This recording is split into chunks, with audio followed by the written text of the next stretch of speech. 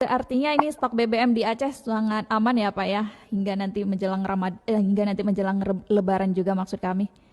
Iya Bu, Alhamdulillah kalau secara stok aman Bu, dan Mm-mm. kita seperti biasanya menjelang Idul Fitri, menjelang arus mudik juga ada Satgas Bu, di Pertamina.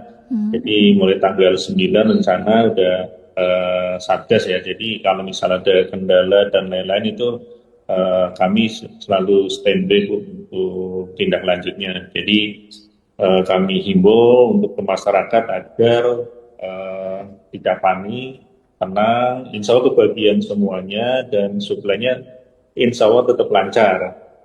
Dan memang kemarin waktu bencana itu lumayan Bu, karena jalur putus semua.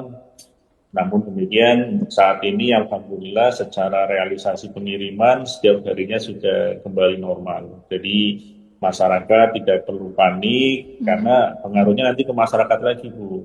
Iya. Dikhawatirkan dengan kondisi seperti ini ada yang kayak tadi Bu, Mm-mm. apa namanya, jadi peluang usaha. Ada Mm-mm. yang membeli nanti dijual kembali. Iya. Orang mungkin di SPBU masih ada, tapi tipikal orang mungkin kadang ada yang malas ngantri dan sebagainya. Udahlah beli berapapun tak beli ya. Nah ini juga jadi faktor orang akhirnya yang mungkin ngantri aja nih nanti bisa dijual lagi ke konsumen lain.